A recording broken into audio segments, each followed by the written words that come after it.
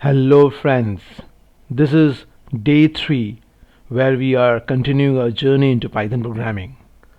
And in today's session, I will start with the OOPS format of Python. As we know that in Python we can also write object-oriented programming. So we must get ourselves acquainted with OOPS because when we switch to the backend framework of Python like Django, we have to handle OOPS over there. So how Python is going to implement the OOPS is what I'm going to present today. As you can see in my program, I have got couple of things. There is a class, there is a method, and the method is getting called. So 3 segment you can see. I have a method which is outside the class by the name called main, and I'm giving a call to the main method. So once I give a call to the main method, the control will directly come inside the main. And let's explore what is there inside main. Well, what does this line means? As you can see over here, there is something called class, and as the IntelliSense point, it's a class. So student manager is a class. But wait, what is this bracket all about? Well, you're giving a call to the something called constructor. Now let's expose the class, and here it comes. Before I get into the constructor, let's see what are the things the class contains. Let me collapse the segments. As you can see over here, the class contains 3 what you should say, like 3 elements. Yes, that would be a better way of defining the content of the class. The class contains 3 elements: underscore init, then comes add underscore student, and then comes display underscore students. If you look at all these 3 items, there's something common. What is that common part? Well, these are all methods because breast open and breast close is there. That's a common part.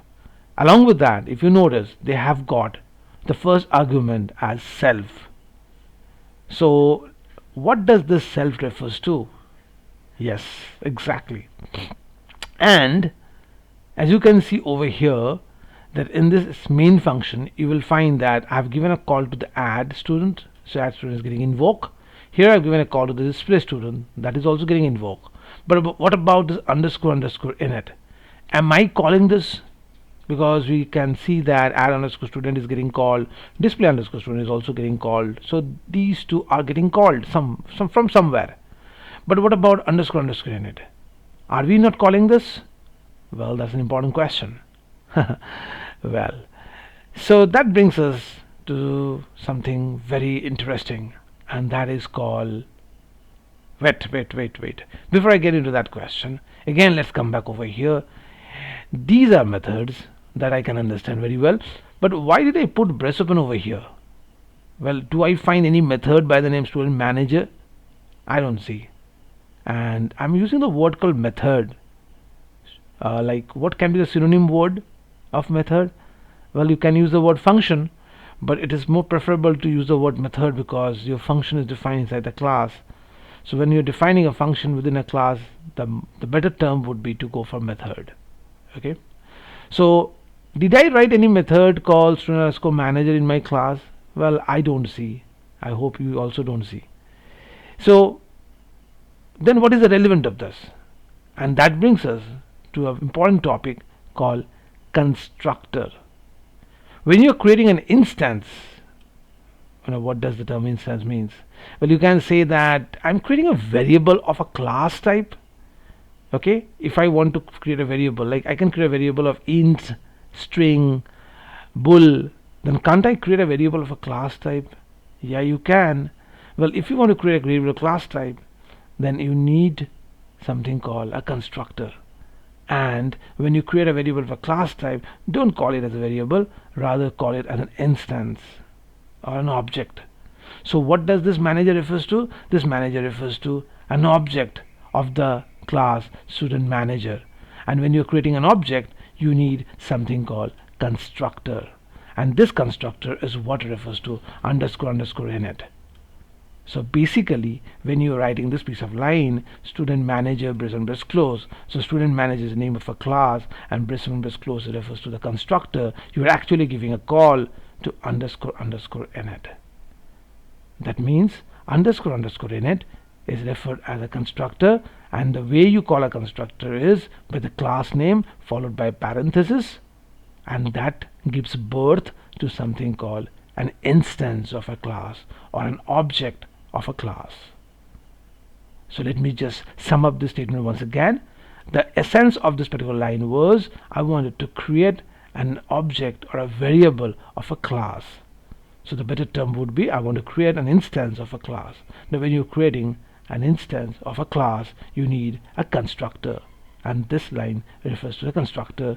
And how do I know it's a constructor? Because it has a class name followed by a pair of parentheses, and this constructor would directly refers to underscore init. So underscore init gets called right when the constructor is been invoked. That's how this thing is working. Great. Sound interesting? Right. So what we can summarize from this: whenever you are writing an object-oriented programming, make sure you create an instance of a class, because you have to access all that is there inside the class through the help of this instance. Like for example, if I have to call this method add student, I have to give a call through the instance of the class. Same goes for display instance of the class. Now when you are giving a call to anything that is an instance of a class via instance of a class, you need the first argument called self. So self denotes that you are giving a call to the item through the instance of a class. You can frame it in this way: the self denotes the object that is responsible for calling that resource. So if the object calls the add underscore student method, the self will refer to that particular object who is calling. Like for example, manager is calling add underscore student, so self will hold the reference of manager. Similarly, when I'm calling manager.display, self will hold the reference of the manager object. So self will allow to refer that which particular object was responsible for calling that particular method. So that's how the first argument of any method present within a class would always be the self, because self will hold the reference of the object which is responsible for calling the following method. Got it? So after you have created a class, the first thing that you should do is to create an instance of a class, like what I did. Now you can see I'm inside a infinite loop because I've written while true. As long as I don't press the number 3, it will not exit, it will continue, right? Okay, so and if I press any other thing, it will be an invalid choice. So when I am executing the program, I will press the number 1. Okay, let's run the code to have more effect on how the thing is going to work, right? So let's bring me right over here, and today I'm in day 3, right? So let me get into cd day 3. Yes, I hit the enter. Right, let me clear the screen. Let's increase a bit of, yes, this will be good enough. Now let's run the code and let's see how the thing is working. So Python, the file name is student.py. I hit the enter. The moment I do that, it prompts me with these messages. So right now the control is inside the main function. I should use the word function because main is not inside the class, so it would be better to call it as a function. So I'm right now inside the main function, and it has got an infinite loop that has got the following messages, which I can see right in front. Enter your choice. So what I should do, I should go for choice 1 because I don't have anything right now. So when I will provide 1 and as I hit the enter, this would give a call to the add method with the help of the instance manager. Remember, when the control came to this line, already the manager instance got created, and that instance is referring to this class. So as I expand this constructor, what do you find? Well, this has created what I will say, I have created a list. Yes, let me talk about the image on the right hand side. I have created one list. So if you look over here, this is the list which I have created. So third bracket open, third bracket close indicate that a list. So at this level, I have created a list and I give the name of the list as students. And look over here, this student has been referred by this particular instance, the reason why I have given self.students.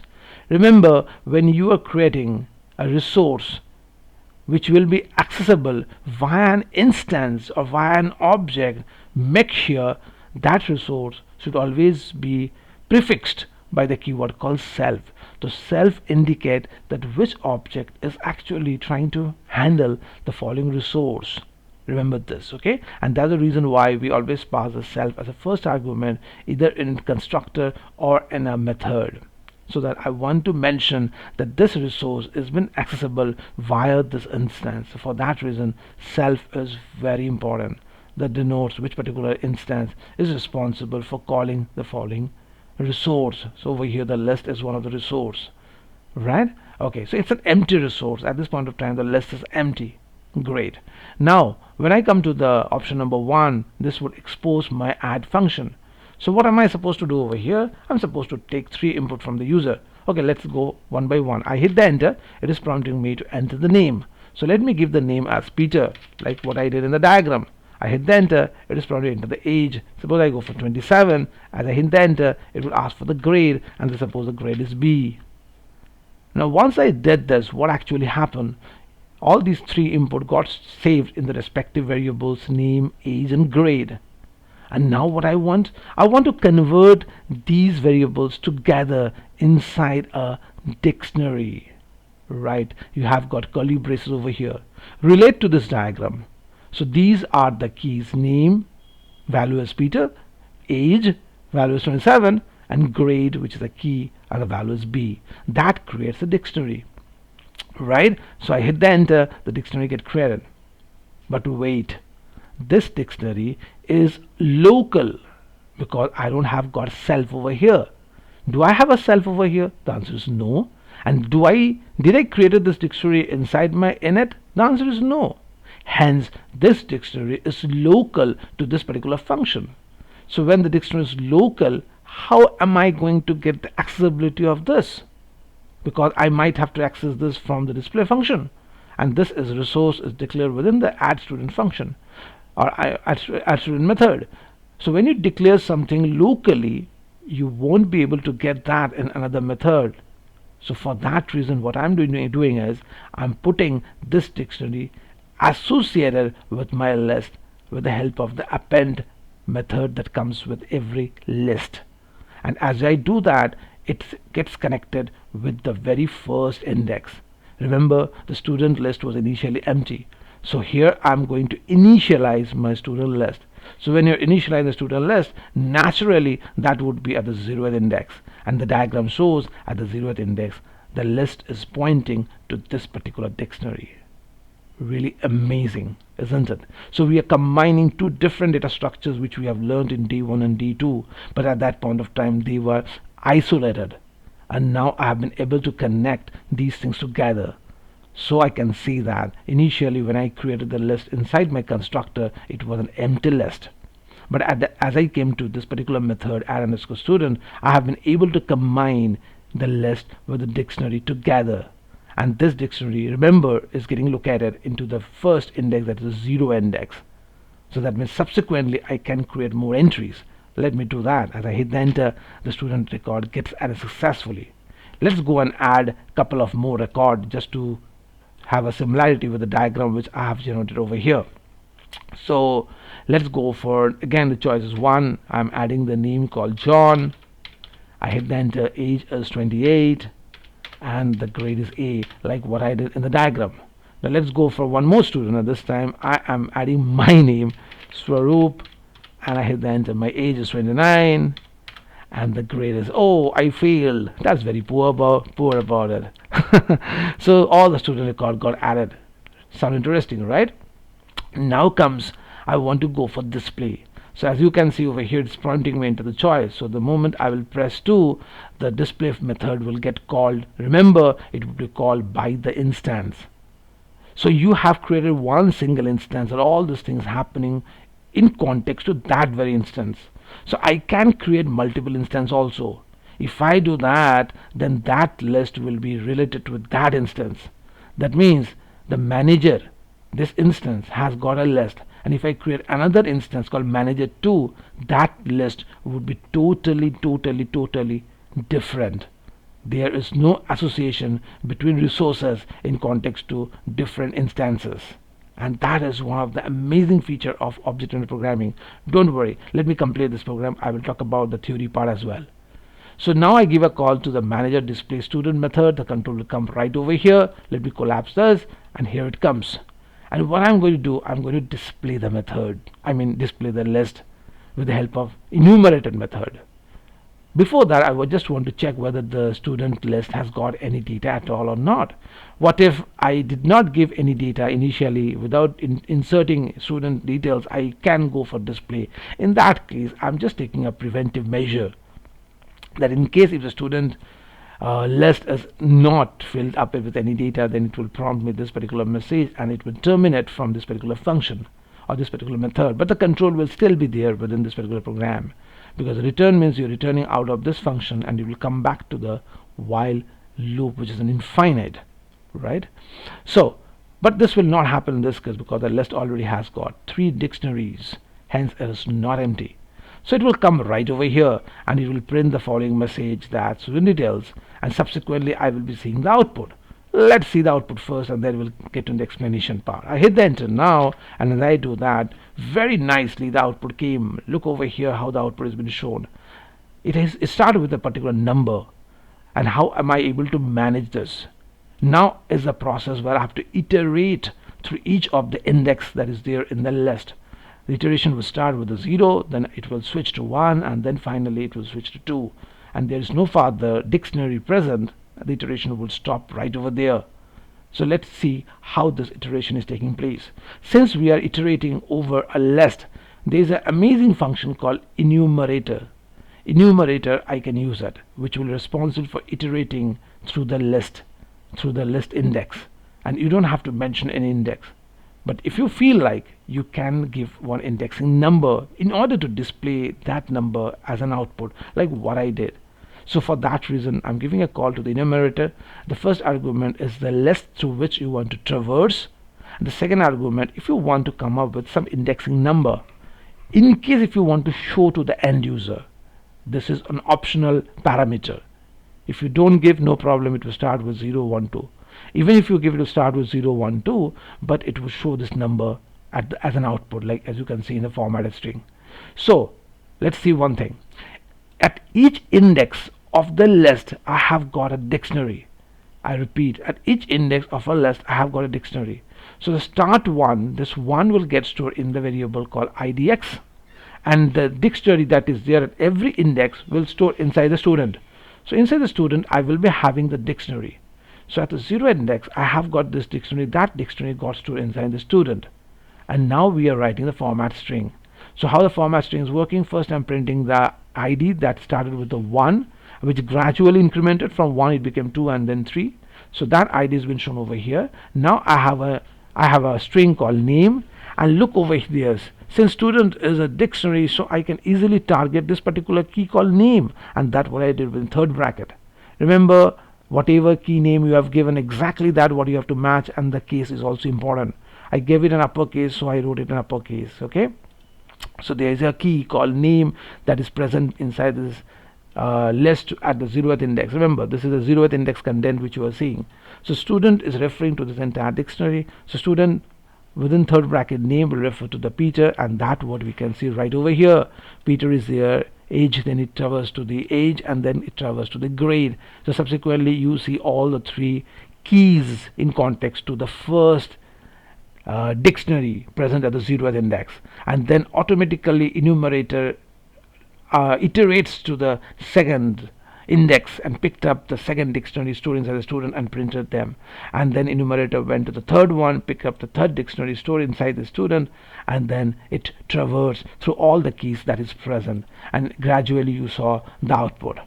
And thereafter the program comes to an end, and the menu is back over here once again. And now if I want, I can simply terminate myself by pressing the value 3. It hits the enter, and it says exiting, and the program ends over there. So, overall, with this particular program, what are the things that you learned? Well, first of all, if you see the diagram very minutely, this is a wonderful diagram that shows that initially at the very initial level you have got one empty list, and each index of that list is associated with a dictionary, and this is how you're going to work. So day 1, day 2, those things were independent, but now you have to combine them together to ultimately to come across a project which will have these kind of like an output. Now what did we learn from this particular program? And that's the summary which now I will talk about. Firstly, this particular line is very important, and let's go through this particular file, which is a note which I have written. So what I'm saying in this thing is every object-oriented programming has got 4 main principles: encapsulation, abstraction, inheritance, and polymorphism. We know very well all these 4 terms, but it's very confusing when you come to an interview level where they ask you to define these terms independently. So with this particular program you will be able to explain these terms. In this particular program I have referred to the following first 2 terms, that is called encapsulation and abstraction. Let me tell you what is this. The line which you saw, this particular line, manager equals to student manager, what this line is all about? Well, this line is telling me that I am creating an instance that I know very well. But why did I create this instance inside this constructor? I could have written this line outside the constructor, the class level also. I could have done that over here as well. Why didn't I do that? So in the interview, if the question comes up in this fashion, that what is the difference of declaring a member inside init and declaring it outside init inside the class, what is the difference? The difference comes as it talks about encapsulation. Let me tell you what it means. Well, declaring this line inside init helps you to maintain encapsulation and abstraction. How do I mean this? What do I mean this? Well, let's talk about encapsulation first.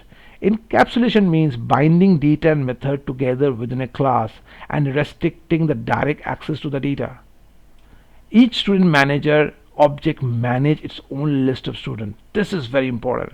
The moment I create this list inside an init, it means that this list is directly associated with this very instance. So in future, if I created one more instance like this, manager underscore 2, this manager is not related with this one what was related with the first one. That means each instance will have its own separate copy of list. I repeat, each instance will have a separate copy of list. But in case if I have written this one, suppose I wrote it like this way at the class level, then that would be common for all the objects that I'm creating. That means manager is also having the same copy which manager 2 is having if I would have created at the class level. So remember, anything at the class level means the multiple instance they share the same copy, which I don't want. And that's the reason why manager 2 also can access the add student and display student, because it is a common function, because that's how we want that the instance should work with all the functions. But we don't want that the instance should have a same copy of the reference. We don't want this. We want that each instance should have its own copy of reference, and that's what the abstraction is talking about. Sorry, encapsulation is talking about. Encapsulation is saying that every manager object should have its own copy of list of students. That's what encapsulation is saying, and it will bind to that particular instance. The list is not directly accessible. Of course, you have kept it within this particular init method, so it is not accessible. It can be accessible only if it is accessed through the method that belongs to the class. We can control the data, we can add, which we have done, we can display, remove, modify, which we didn't do, but in future we will work on using the class method like students, and that is called data integrity. So encapsulation is all about data integrity. The data integrity means the resource should be present inside the constructor, so that each object will have its separate copy of the resource. They should not share the same copy of resource, and the resource should be accessible only via the method that belongs to the class, and that is called encapsulation. So you are hiding, you are protecting your data. And how did you do that? By creating the resource inside the constructor, and these resources are available through the method that will work on this particular reference. Okay, that's what called encapsulation. Now coming to abstraction. Abstraction is saying that don't expose too much details information to the user.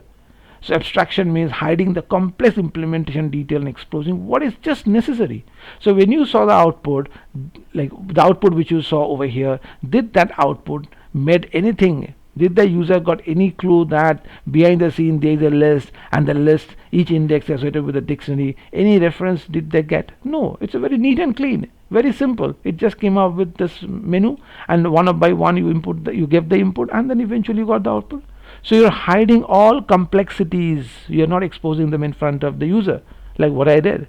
The user of the class does not need to know how you're implementing them internally. Why will you? There's no point the user would get to know about this. And that's what abstraction is. So user would just have an abstract idea, means user should know how to run the program, and that's all. Okay, so finally I can say that we can change the way data is stored. Right now the data is getting stored directly only in the list, but we also know that if when I will stop the program, this data will be lost. So of course I would love to save the data in such a fashion so that the data is permanent, so the next time when I will start the program, I don't have to start once again from the scratch, but the data will provide it to me again. Since I have saved those data, I can use file for saving the data, or I can use database without affecting the internal architecture. Whatever thing we've done so far, that will not get hampered. Rather, we will just add few more statements so that either the data gets saved inside the file or it gets saved inside the database without tampering the initial structure, and the user will have no idea that how is the architecture of the program going on. And that's the reason why the user just will have an abstract idea. User will know what to do, but how it is working, that's not user cup of tea.